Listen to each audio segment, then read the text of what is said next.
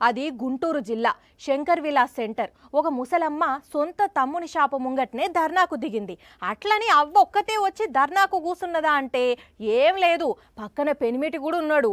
ఇద్దరు షెరో చేతిల ప్లకార్డులు కూడా పట్టుకున్నారు.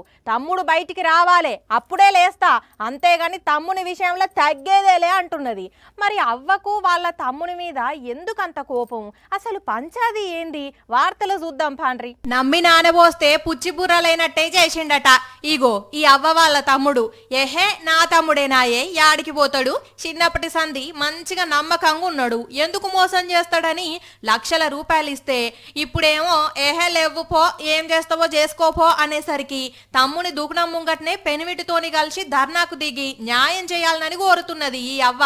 చెప్పవ్వా, ఎన్ని పైసలు ఇచ్చినావు మీ తమ్మునికి? అడిగితే ఏమంటున్నాడు? 5 సంవత్సరాలైంది ఇచ్చి 33.5 లక్షలు ఇచ్చానని ఇప్పుడు అబద్ధం ఆడుతున్నాడు. ఓస్ని అన్యాలం పాడుగాను ఇన్నారులా అక్షరాల 33 లక్షల రూపాయలట. డబ్బులు తీసుకునేటప్పుడు అక్క అక్క ప్లీజ్ అక్క అర్జెంట్ అవసరం ఉన్నది, ఖర్చులున్నాయని ఉబ్బిచ్చి తీసుకున్నాడట.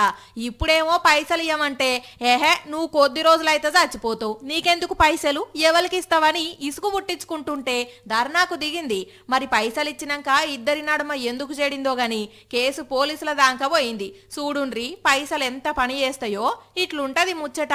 అప్పు తీసుకునేటప్పుడు ఒక మాట, అప్పడిగేటప్పుడు ఒక మాట అంటే ఇదే, ఇంకేం లేదు. మీరు పైసలు జాగ్రత్తగా కాపాడుకోండి, సరేనా?